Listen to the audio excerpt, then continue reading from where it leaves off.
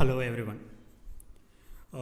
दोस्तों, UP triple SC के जो लेखपाल और लोअर पीसीएस का एग्ज़ाम होने वाला है, या आप यूँ कह लीजिए कि जो यूपी ट्रिपल एससी के द्वारा कंडक्ट होने वाले सारे एग्ज़ाम हैं, उसमें जो पार्ट 3 है, पार्ट 3 जो कि यूपी स्पेशल से संबंधित है बेसिकली, उससे जितने भी पीवाईक्यूज़ आए हैं अभी तक यूपी ट्रिपल एससी के एग्ज़ाम में, उन सारे एग्ज़ाम को मैं सॉल्व करने की कोशिश कर रहा हूँ। ये एक बेसिकली एक सीरीज़ है और ये सारे पीवाईक्यूज़ को मेरा अपना टारगेट है कि मैं आपको सॉल्व कराऊँ, और जो कि आपके एग्ज़ाम के लिए बेनिफिशियल होगा। और आपके आने वाले एग्ज़ाम में अगर ये रिपीट हो रहा है तो ये आपसे गलत ना हो। और इसको सॉल्व करने के एक और मकसद है कि इसको सॉल्व करने से क्या होगा कि एक हमें बेसिक आइडिया लग जाएगा कि यूपी ट्रिपल एससी जो है वो यूपी स्पेशल से संबंधित किस रेंज तक जाके अपने सवाल पूछ सकता है। ओके, तो इसके 3 लेक्चर ऑलरेडी अपलोड कर रखा है मैंने। आज ये इसका चौथा लेक्चर है, तो हम लोग सीधे सवाल पे आते हैं। एक एक करके जो भी सवाल आए हैं उनसे जितने भी कॉन्सेप्ट बनेंगे उसको हम लोग एक एक करके देखेंगे। ओके, तो आज के लेक्चर का पहला सवाल है स्टूडेंट, ये कह रहा है कि उत्तर प्रदेश का झूला नृत्य किस महीने में किया जाता है। यानी उत्तर प्रदेश में एक नृत्य होता है जिसे बोलते हैं झूला नृत्य, ये किस महीने में किया जाता है। पहला ऑप्शन दे रखा है कार्तिक, चैत्र, माघ, श्रावण या उपयुक्त में से कोई नहीं। ये 5 ऑप्शन दे रखा है, पाँचों में से एक होगा। बेसिकली जो भी यहाँ पे दे रखा है ये हिंदी मंथ का कैलेंडर है। ओके, जो कि हम लोग इसको यूज करते हैं, और इसमें से हमें एक ऑप्शन को चुनना है। ओके, तो झूला डांस की अगर हम लोग बेसिकली बात करें तो झूला डांस कब होता है, तो झूला डांस अगर आप लोग देखेंगे तो जुलाई से अगस्त के आसपास जब बारिश का मौसम आता है, जुलाई अगस्त में, तो ग्रामीण परिवेश में अगर आप देखेंगे कि गांव में लोग पेड़ों पे मतलब झूले को बांध के उसको झूला करते हैं। बेसिकली वो एक तरीके का झूला नृत्य होता है।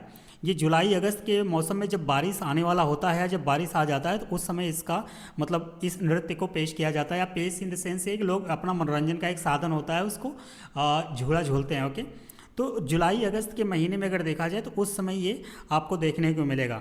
लेकिन यहाँ पे जुलाई अगस्त दिया नहीं है ऑप्शन में, तो यहाँ पे दिया क्या है कि हिंदी वाले मास को दिया है। तो यहाँ पे आप देख पा रहे होंगे लेफ्ट साइड मैंने एक आपको चार्ट प्रोवाइड कर दिया है, इसमें आप देख पा रहे होंगे कि जुलाई अगर अगस्त कहाँ पे है। ओके, तो जुलाई अगस्त की अगर हम लोग बात करें तो यहाँ पे आप देख पा रहे होंगे इस लिस्ट में जुलाई अगस्त आपको यहाँ पे देखने को मिल रहा है, और ये किसके सामने है, तो श्रावण के सामने है, यानी सावन। जैसे हिंदी में बोलते हैं ना कि चैत, बैसाख, ज्येष्ठ, आषाढ़, सावन, भादो, कुआर, कार्तिक, अगहन, पूस, माघ, ऐसे कि हिंदी का जो गांव के लोग होते हैं वो बेसिकली इसको देखते हैं। तो आप इसको मेमोराइज कर लीजिएगा। और ये बेसिकली जो इसका ये ग्रेगोरियन कैलेंडर है उसके बेस पे यहाँ पे सामने मैं मंथ को भी एक चार्ट के रूप में दे दिया हूँ, तो आप ये ध्यान रखिएगा। ओके, तो जुलाई अगस्त के सामने वाला कौन सा आ रहा है, सावन यानी श्रावण आ रहा है। तो इसका करेक्ट जो आंसर हो जाएगा वो आपका ऑप्शन नंबर डी हो जाएगा। श्रावण के मास में यानी जुलाई और अगस्त के महीने में झूला नृत्य को यूपी में आप देखेंगे तो बहुतायत रूप में इसका मतलब मनोरंजन का साधन है, उसको झूला जाता है। ओके, यह जो नृत्य होता है ये भगवान कृष्ण और राधा के प्रेम को समर्पित है। तो इसका करेक्ट जो आंसर है ऑप्शन नंबर डी हो जाएगा, श्रावण। अगले सवाल पे हम लोग मूव करते हैं। अगला सवाल कह रहा है कि उत्तर प्रदेश का कौन सा नृत्य रूप बरसात के मौसम में महिलाओं द्वारा किया जाता है। ओके, इन चारों ऑप्शन में पहला कह रहा है नौटंकी, ऑप्शन बी कह रहा है सोहर, ऑप्शन सी कह रहा है स्वांग, ऑप्शन डी कह रहा है कजरी। तो सवाल ये पूछना चाह रहा है कि उत्तर प्रदेश का जो इन चारों ऑप्शन में से कौन सा नृत्य है जो बरसात के मौसम में महिलाओं द्वारा किया जाता है। नौटंकी किया जाता है, नहीं किया जाता। सोहर किया जाता है, सोहर तब किया जाता है जब बच्चे पैदा होते हैं। ओके, तो ये बरसात के मौसम से इसका कोई लेना देना है नहीं। स्वांग नहीं होता है, तो एक ऑप्शन बचा कजरी। कजरी जो होता है ये महिलाओं के द्वारा पेश किया जाता है, या महिलाओं के द्वारा इसको मनाया जाता है बरसात मौसम आने से पहले या बरसात के मौसम में। ओके, तो उत्तर प्रदेश का जो कजरी नृत्य है वो बरसात के मौसम में महिलाओं द्वारा किया जाता है। और इसके अलावा अगर हम लोग थोड़ा सा और उत्तर प्रदेश के नृत्य के बारे में जानें तो जैसे एग्जांपल के तौर पर मैं अगर आपको बताऊं तो यहाँ पे आपका एक नृत्य होता है पाई डंडा। पाई डंडा हो गया। पाई डंडा के अलावा अगर हम लोग देखें तो दीवारी नृत्य हो गया, दीवारी नृत्य। ओके, पाई डंडा, दीवारी नृत्य। इसके अलावा अगर हम लोग बात करें तो सौरा नृत्य हो गया, सौरा नृत्य। ये सब कहाँ मनाए जाते हैं, तो ये अगर आप देखेंगे तो ये बुंदेलखंड रीजन में यानी बुंदेलखंड क्षेत्र में ये मनाए जाते हैं, बुंदेलखंड क्षेत्र में। ओके, ये पॉइंट ध्यान रखिएगा, क्योंकि मैं जितना भी पॉइंट आपको लिखा रहा हूँ ये PYQs में आ रखे हैं और इनको आप मिस नहीं कीजिएगा। अगर और डांस की बात किया जाए, ये मैं एरिया मतलब रीजन वाइज बता दिया। पाई डंडा हो गया, दीवारी नृत्य हो गया या शौरा नृत्य हो गया, ये बुंदेलखंड क्षेत्र में मनाया जाता है। ओके, इसके अलावा अगर हम लोग और बात करें तो जैसे धोबिया नृत्य हो गया, धोबिया नृत्य, ये अगर देखा जाए तो ये पूर्वांचल क्षेत्र में मनाया जाता है। कहाँ पे? पूर्वांचल क्षेत्र में। ये पॉइंट ध्यान रखिएगा। धोबिया नृत्य अगर आपसे पूछे कि किस रीजन में उत्तर प्रदेश में मनाया जाता है तो ये पूर्वांचल में मनाया जाता है। पूर्वांचल में एक और नृत्य हो जाएगा, मैं यहाँ पे आपको लिख ही दे रहा हूँ उसको। उसको बोलते हैं बेसिकली कठ घोड़वा नृत्य, उसको बोलते हैं कठ घोड़वा नृत्य। ये भी आपका पूर्वांचल ही क्षेत्र में मनाया जाता है। एक पॉइंट और बताइए, कर्मा नृत्य। कर्मा नृत्य की अगर हम लोग बात करें, इसे कहीं कहीं कर्मा भी दिया रहता है, तो ये भी आप ध्यान रखिएगा। कर्मा नृत्य की अगर हम लोग बात करें तो ये ईस्टर्न जो डिस्ट्रिक्ट है मिर्ज़ापुर, मिर्ज़ापुर के अलावा सोनभद्र, इन सब क्षेत्रों में सोनभद्र, सोनभद्र ओके, इन सब जिलों में इसको मनाया जाता है। इसके अलावा अगर हम लोग बात करें तो जैसे जोगिनी नृत्य हो गया, जोगिनी नृत्य,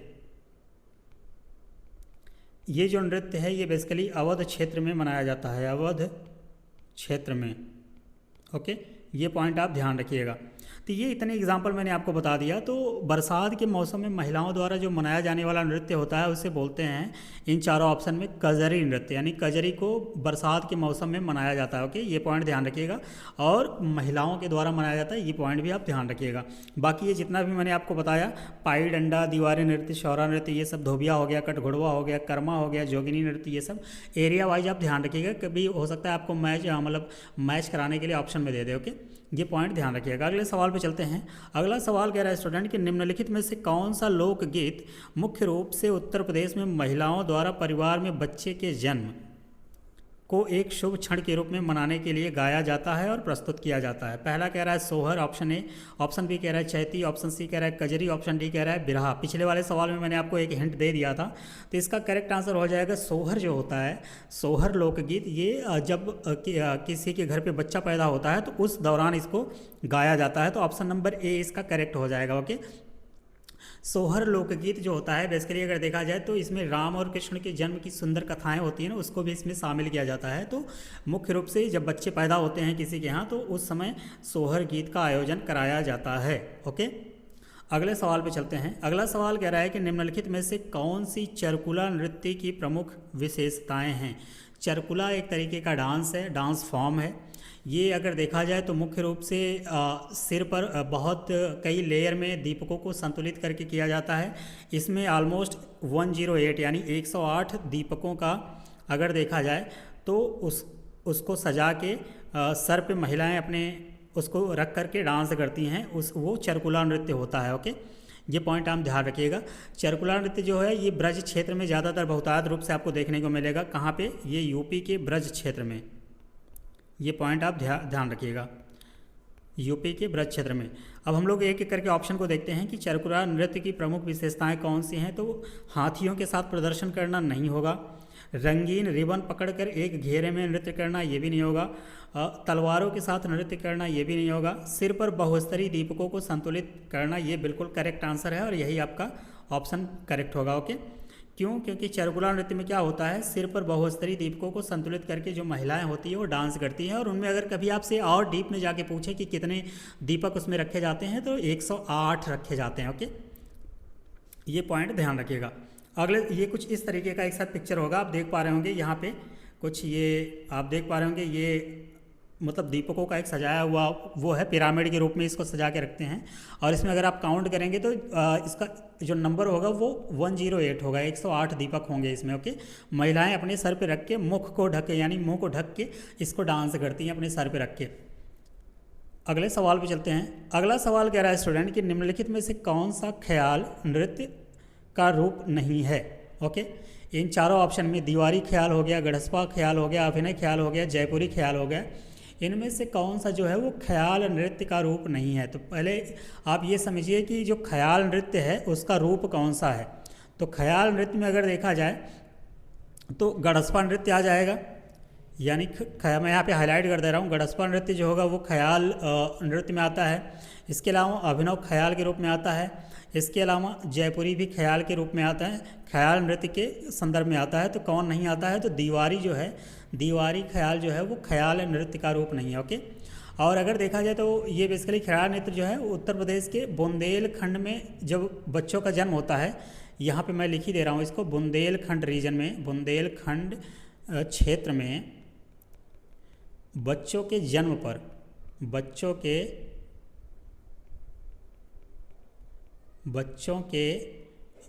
जन्म पे या पुत्र के जन्म पे आप लिख लीजिए, वो ज़्यादा बेटर होगा, क्योंकि पुत्र के जन्म पे ही लिखा हुआ है वहाँ पे। तो पुत्र के जन्म पर, पुत्र के जन्म के समय इसका आयोजन किया जाता है या इसको परफॉर्म किया जाता है। ये बुंदेलखंड रीजन में किया जाता है। बुंदेलखंड क्षेत्र के कुछ और लोक नृत्य की अगर बात किया जाए तो जैसे एग्जांपल के तौर पे सौरा हो गया, इसे सोहरा भी कहते हैं, धुरिया हो गया, कानरा हो गया, घोड़ा हो गया, पाई डंडा हो गया, देवी हो गया, बरेड़ी, ये सब जो हैं लोक नृत्य हैं किस क्षेत्र के, बुंदेलखंड क्षेत्र के। ओके। तो ख्याल नृत्य में जो है वो आपका दीवारी जो ख्याल है वो उसमें नहीं आता। ओके, इस पॉइंट को आप ध्यान रखिएगा। अगले सवाल पे हम लोग चलते हैं। अगला सवाल कह रहा है कि बनारस घराने की प्रसिद्ध ठुमरी ठप्पा गायक या गायिका कौन कौन से थे। ओके। रसूलन बाई ऑप्शन में दिया है, ठाकुर प्रसाद दिया है, राशिद खान दिया है, अन्नपूर्णा देवी दिया है। एक एक करके देखते हैं हम लोग। अगर रसूलन बाई की बात किया जाए या छोटी मैना हो गई, बड़ी मैना या गिरिजा देवी, ये सब बनारस घराने की जो प्रसिद्ध ठुमरी टप्पा गायिका थी बेसिकली। कौन कौन सी थी एक एक करके मैं लिख दे रहा हूँ आपको।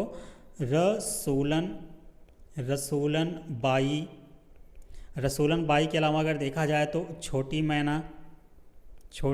मैना ये गायिका का नाम है भाई, आप ध्यान रखिएगा। बड़ी मैना, इसके अलावा अगर देखा जाए तो गिरिजा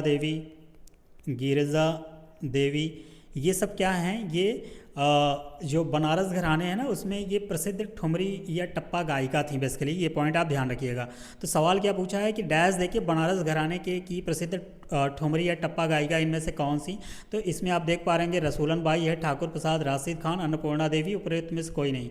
तो ठाकुर प्रसाद नहीं है, राशिद खान नहीं है या अन्नपूर्णा देवी नहीं है। तो इसका करेक्ट आंसर आपका ऑप्शन ए हो जाएगा, रसूलन बाई जो हैं वो बनारस घराने की प्रसिद्ध ठुमरी या टप्पा गायिका थी। ओके। इस घराने को अगर देखा जाए तो इस घराने में कई ऐसे लोग थे जो बहुत इस देश में बहुत पॉपुलर हुए थे। जैसे उनमें से एक नाम है रविशंकर जी का, जो कि सितार बजाते थे, इन्हें भारत रत्न दिया गया था। उन्हीं में से एक और हैं बिस्मिल्लाह खां जी, जो शहनाई के लिए बहुत जाने माने नाम हैं, इनको भी भारत रत्न से नवाजा गया है। इस घराने में अगर देखा जाए तो कई तबला वादक थे, जैसे गुदई महाराज थे, किशन महाराज या पंडित राजन एवं साजन मिश्र, ये सब क्या थे, तबला वादक थे, वो बनारस घराने से ही बिलोंग करते थे। ओके। तो ये पॉइंट आप ध्यान रखिएगा। तो यहाँ पे जो इसका करेक्ट आंसर है ऑप्शन नंबर ए हो जाएगा। अगले सवाल पे चलते हैं। अगला सवाल कह रहा है कि उत्तर प्रदेश के डैश नृत्य में एक महिला नर्तक नृत्य करते समय अपने सिर पर रोशन दीपकों के एक स्तंभ को संतुलित करती है। ये कई बार सवाल आया है और ये बार बार आएगा भी। ये भविष्य में हो सकता है अगले एग्जाम में आपको फिर से देखने को मिल जाए। और ये पिछले वाले सवाल मतलब 2-3 लेक्चर सवाल पहले मैंने इसको आपको बताया। रसिया होगा, नहीं होगा, रामलीला नहीं होगा, चरगुला होगा, बिल्कुल यही करेक्ट आंसर होगा। यहाँ पे मैंने इसके पिक्चर को भी लगा दिया है जिससे आपको एक समझने में या पिक्चराइज्ड फॉर्म में याद करने में आसानी हो के। तो इसका करेक्ट आंसर आपका ऑप्शन नंबर सी हो जाएगा कि चरगुला जो नृत्य है वो महिलाओं के द्वारा मुंह को ढक करके अपने सिर पर दीपकों को सजा करके संतुलन बना के उसको परफॉर्म किया जाता है। ओके, ये पॉइंट आप ध्यान रखिएगा। अगले सवाल पे चलते हैं। अगला सवाल कह रहा है स्टूडेंट कि रसिया गीत है, ये यूपी पेट 2025 में आया हुआ है। ये रसिया गीत जो है ये एक रीजनल सॉन्ग है ऑफ विच स्टेट। रसिया की अगर बात किया जाए, रसिया गीत, ओके, रसिया देश की मैं बात नहीं कर रहा हूँ, रसिया गीत की बात कर रहा हूँ। रसिया जो गीत होता है झारखंड से है, छत्तीसगढ़ से, राजस्थान से, उत्तर प्रदेश से है। रसिया गीत जो है स्टूडेंट उत्तर प्रदेश की ये ब्रज क्षेत्र में अगर देखा जाए तो ये ब्रज क्षेत्र का जो क्षेत्रीय गीत है। ओके, ये पॉइंट आप ध्यान रखिएगा, ब्रज क्षेत्र का क्षेत्रीय गीत है। ओके, तो इसका करेक्ट आंसर हो जाएगा ब्रज कहाँ है, उत्तर प्रदेश में, तो ऑप्शन नंबर इसका डी करेक्ट हो जाएगा। ये पॉइंट ध्यान रखिएगा। इसके अलावा एक पॉइंट और जान लीजिएगा कि ये होली के समय इसको परफॉर्म किया जाता है। होली के समय इसको परफॉर्म किया जाता है। ओके,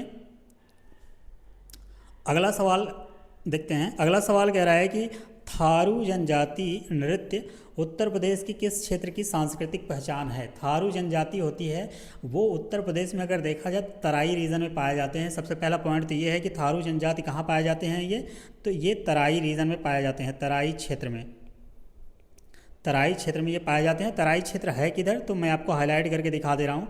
तराई क्षेत्र आपका ये वाला रीजन है जो कि शिवालिक पहाड़ियों की जस्ट नीचे है, और ये यूपी और नेपाल बॉर्डर के, मतलब आप कह लीजिए कि शिवालिक जो पहाड़ियाँ हैं उसका जो ग्राउंड वाला पार्ट होगा ना, वहाँ पे ये तराई क्षेत्र हैं। इसी क्षेत्र में बहुतायत रूप में अगर देखें तो आपको थारू जनजातियाँ निवास करते हुए मिल जाएंगे। ओके, तो ये तराई क्षेत्र की एक प्रमुख आप कह लीजिए कि सांस्कृतिक पहचान है। ये पहला ऑप्शन कह रहा है कि पूर्वी उत्तर प्रदेश में यानी इस साइड में नहीं है, पश्चिमी उत्तर प्रदेश यानी इस साइड में यहाँ भी नहीं है, बुंदेलखंड की बात करें तो बुंदेलखंड इस रीजन को बोलते हैं, यहाँ भी नहीं है। तराई रीजन क्या है आपका, तराई रीजन आपका ये वाला पार्ट है, इस क्षेत्र में आपको देखने को मिलेगा। तो इसका करेक्ट आंसर हो जाएगा आपका ऑप्शन नंबर डी। ओके, ये पॉइंट ध्यान रखिएगा। थारू जनजातीय नृत्य जो है उत्तर प्रदेश की किस क्षेत्र की सांस्कृतिक पहचान है, तो ये तराई क्षेत्र के तराई क्षेत्र में ये मतलब उसके सांस्कृतिक पहचान है। अगर ज़िले की बात किया जाए तो ज़िले के रूप में जैसे गोरखपुर हो गया, महाराजगंज हो गया, लखीमपुर हो गया, श्रावस्ती हो गया, बहराइच, इन सब ज़िलों में आपको ये देखने को मिलेगा। एक पॉइंट और यहाँ पे आप ध्यान रखिएगा कि जो थारू जनजातीय मतलब नृत्य करती हैं बेसिकली, ये थारू जो जनजातियाँ हैं ये दिवाली को, जो दीपावली है हम लोग मनाते हैं बड़े हर्षोल्लास के साथ, दीपावली को ये शोक पर्व के रूप में मनाते हैं। ये पॉइंट आप ध्यान रखिएगा। ओके, अपने माइंड में ये बनाए रखिएगा कि वो जनजाति कौन सी है जो दिवाली को शोक पर्व के रूप में मनाते हैं, तो आपका आंसर हो जाएगा थारू जनजाति। ये पॉइंट ध्यान रखिएगा। ओके, इसका करेक्ट आंसर आपका ऑप्शन नंबर डी हो जाएगा। अगले सवाल पे हम लोग मूव करते हैं। अगला सवाल कह रहा है कि निम्नलिखित में से उत्तर प्रदेश का कौन सा नृत्य मानसून के आगमन से पहले किया जाता है। यानी जब मानसून यानी जब बारिश होने वाली होती है उसके आने से पहले अगर ये देखा जाए तो पूर्वांचल में या मिर्ज़ापुर वाराणसी वाले क्षेत्र में अगर आप देखेंगे, बहुतायत में अगर पूर्वांचल में, पूरे पूर्वांचल में ही आपको देखने को मिल जाएगा। तो धुरिया नृत्य होगा नहीं, करंडा होगा नहीं, कजरी होगा, हो सकता है जोगनी नहीं होगा, तो इसका करेक्ट आंसर कजरी होगा। ओके, तो जो कजरी अगर नृत्य है ये मानसून के आगमन से पहले पूर्वांचल क्षेत्र में आपको देखने को मिल जाएगा, यानी मनाया जाता है। तो इसका करेक्ट आंसर आपका हो जाएगा ऑप्शन नंबर सी। अगले सवाल पे हम लोग चलते हैं। अगला सवाल कह रहा है कौन सा घराना जो है वो ख्याल गायकी और ध्रुपद धमार का मिश्रण है, वो ध्यान दीजिएगा। ओके, रामपुर घराना या अतरौली घराना या किराना घराना या आगरा घराना। सवाल क्या पूछ रहा है, सबसे पहले उसको समझिएगा कि इनमें से कौन सा घराना है जो ख्याल गायकी और ध्रुपद धमार का मिश्रण है। ओके, तो इसका जो करेक्ट आंसर हो जाएगा ना वो आपका आगरा घराना हो जाएगा। क्यों, क्योंकि आगरा घराना जो है वो गायक जो आगरा घराने के गायक होते हैं वो बेसिकली ख्याल गायकी के साथ ही ध्रुपद और धमार में भी पारंगत होते हैं। तो इसका करेक्ट आंसर आपका ऑप्शन नंबर डी हो जाएगा कि आगरा घराना होगा इसका आंसर। एक एक करके बाकी भी ऑप्शन को देख लेते हैं। जैसे कि किराना घराना जो होगा यहाँ पे दे रखा है, किराना गया है, ये हिंदुस्तानी ख्याली के लिए फेमस है। किसके लिए, ये हो गया आपका हिंदुस्तानी ख्याल गायकी के लिए ये बहुत फेमस है। ओके, इसके अलावा अतरौली घराना की अगर बात करें, अतरौली अगर घराने की बात करें तो ये ध्रुपद धमार गायन के लिए फेमस है। ध्रुपद धमार गायन के लिए।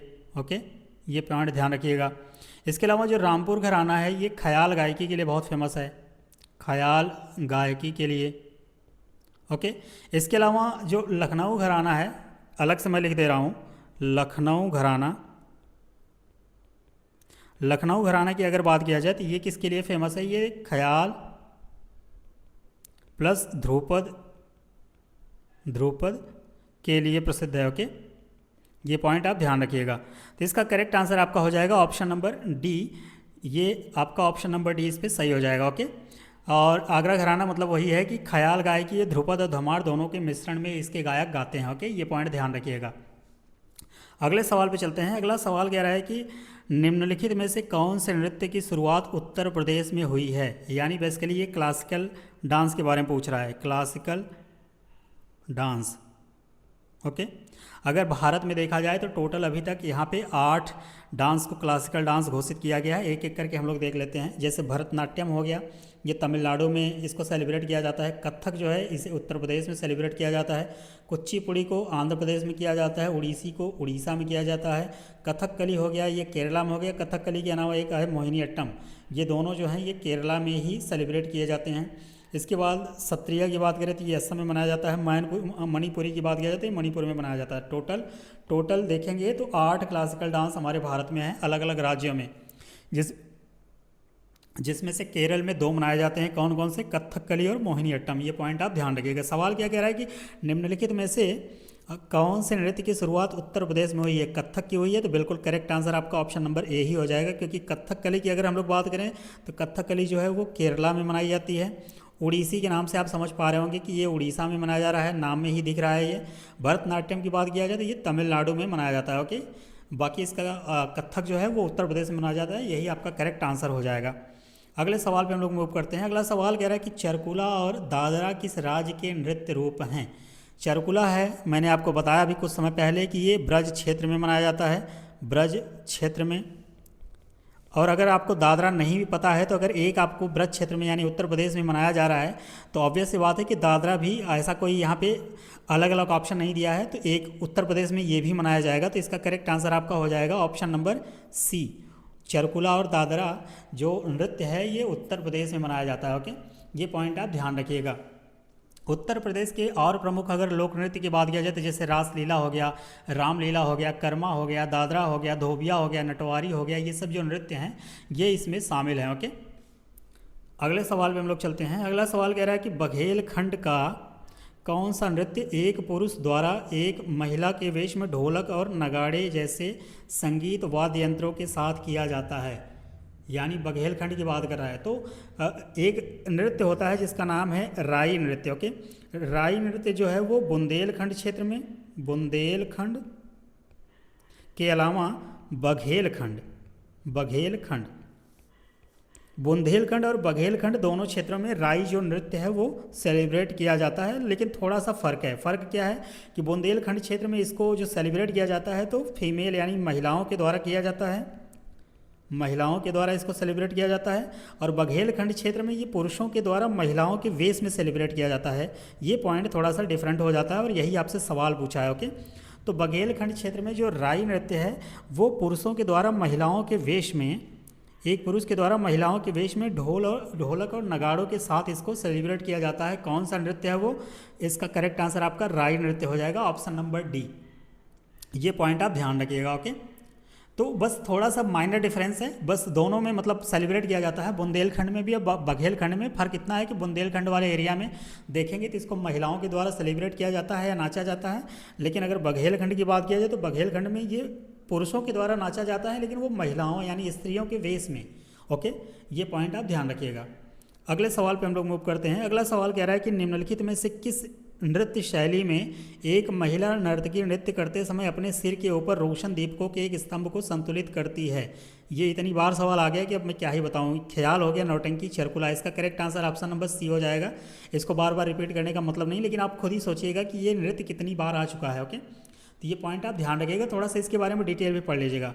ये किस क्षेत्र में मनाया जाता है? तो ये मथुरा एंड ब्रज क्षेत्र में आपको देखने को मिलेगा। ब्रज क्षेत्र में,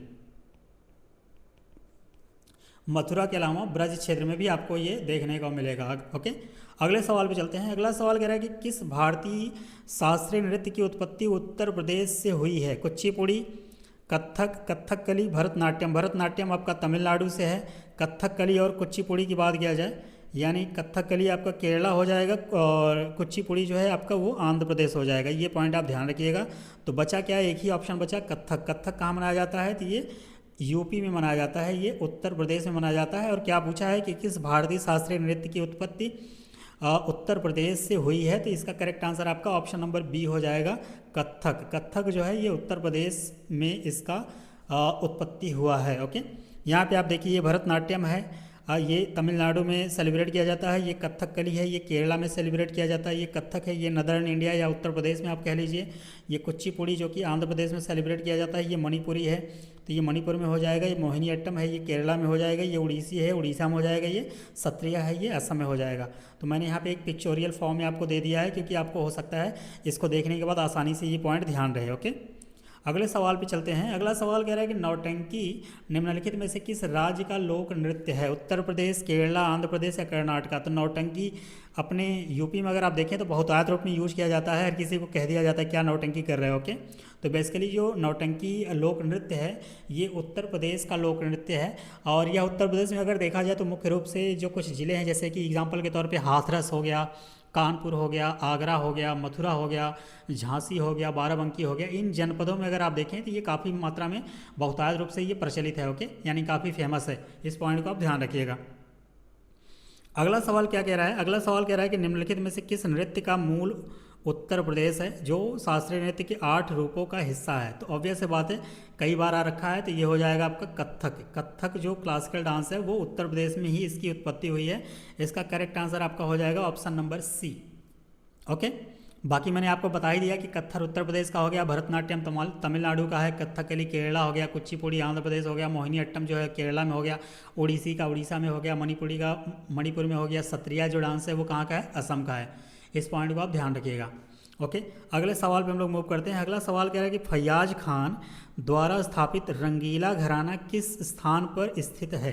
यानी ये सवाल आपसे कहना चाह रहा है कि जो रंगीला घराना है, जिसको फैयाज खान नामक व्यक्ति ने इसको स्थापित किया था, ये उत्तर प्रदेश के किस ज़िले में या किस जगह पे आपको देखने को मिलेगा, या किस जगह से संबंधित है। ओके, तो रंगीला जो घराना है ये बेसिकली अगर देखा जाए तो आगरा से संबंधित है, यानी ये आगरा से संबंधित है। तो रंगीला घराना आगरा से संबंधित है। ऑप्शन नंबर सी इसका करेक्ट हो जाएगा। और यहाँ पे थोड़ा सा कंट्रोवर्सी है। कंट्रोवर्सी ये है कि दो आपको मत देखने को मिलेंगे।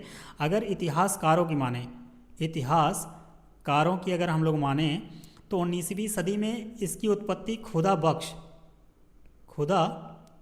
बख्श के द्वारा इस घराने की स्थापना की गई थी। और अगर संगीतकारों की अगर माने तो उनके मत के अनुसार इसकी जो इस घराने की जो आप कह लीजिए कि स्थापना किया गया था, वो किया गया था हाजी सुजान खान के द्वारा। हाजी सुजान खान, ये थोड़ा सा डिफरेंस है। इस पॉइंट का थोड़ा सा ध्यान रखिएगा। इतना डिटेल में खैर आपसे पूछेगा नहीं, लेकिन आप जानकारी के लिए थोड़ा सा ध्यान रखिएगा। और रंगीला घराना किस क्षेत्र से संबंधित है? तो ये आगरा से संबंधित है। ओके, ये पॉइंट आप ध्यान रखिएगा। अगले सवाल पे चलते हैं। अगला सवाल कह रहा है कि हरदौल कथा विशेष रूप से डैश के लोक गीत हैं जो कि उत्तर प्रदेश एवं मध्य प्रदेश में फैले हुए हैं। तो उत्तर प्रदेश और मध्य प्रदेश में कौन सा फैला हुआ है, कौन सा रीजन फैला हुआ है, ये इस पॉइंट को अगर हम लोग देखें तो हरदौल जो कथा है ये बुंदेलखंड क्षेत्र में ज़्यादा पॉपुलर है, यानी ये बुंदेलखंड क्षेत्र से संबंधित है हरदौल कथाओं के। और ऐसी मान्यता या परंपरा कह लीजिए कि ओरछा के राजा हरदौल को शादी विवाह में आमंत्रित करने से जो आयोजन होता था उसमें किसी प्रकार की बाधा नहीं आती, ऐसी मान्यता है। ओके, तो हरदौल कथा जो है वो बुंदेलखंड क्षेत्र से संबंधित है। इस पॉइंट को आप ध्यान रखिएगा। इसका correct answer option number B. अगले सवाल पे चलते हैं। अगला सवाल कह रहा है कि नृत्य और संगीत की एक शैली से संबंधित लखनऊ घराने का दूसरा नाम क्या है? लखनऊ घराने के अगर दूसरे नाम की बात किया जाए तो इसको बोला जाता है पूरब घराना। पूरब घराना, ये पॉइंट आप ध्यान रखिएगा। लखनऊ घराने का दूसरा नाम है पूरब घराना। इस घराने से कुछ लोग जैसे कथक नृत्यों की अगर बात किया जाए तो वो संबंधित है। जैसे एग्जांपल के तौर पे शंभू महाराज हो गए, लच्छू महाराज हो गए, कालका महाराज हो गए, अच्छन महाराज हो गए, ये सभी लोग जो हैं ये लखनऊ घराने से संबंधित थे। और उसी लखनऊ घराने का दूसरा नाम है पूरब घराना। और ये जितने भी नाम मैंने आपको बताए ये कथक नृत्य हैं। ओके, यानी जो क्लासिकल डांस है उत्तर प्रदेश का उसके ये उससे संबंधित हैं, उसी कथक मतलब डांसर हैं ये बेसिकली। ओके, ये पॉइंट ध्यान रखिएगा। तो उम्मीद करते हैं स्टूडेंट ये लेक्चर आपको पसंद आया होगा और ये सीरीज़ भी आपको अच्छी लग रही होगी। और ये यूपी SSC के जितने भी एग्ज़ाम होने वाले हैं उनमें ये आपको ज़रूर से ज़रूर हेल्प करने वाला है। क्योंकि ये यूपी SSC के द्वारा ही PYQs पूछे हुए हैं, उसी को हम लोग सॉल्व करने की कोशिश कर रहे हैं। ओके, तो इसका जो करेक्ट आंसर होगा मैंने यहाँ पे मैच नहीं किया, इसका पूरब घराना हो जाएगा। Okay, option number D. और यहाँ तक आप सभी लोग बने रहे, इसके लिए आप सभी का बहुत बहुत शुक्रिया। मिलते हैं इसके अगले मतलब बचे हुए सवालों को अगले लेक्चर में लेकर के, तब तक कि आप सभी को थैंक यू सो मच।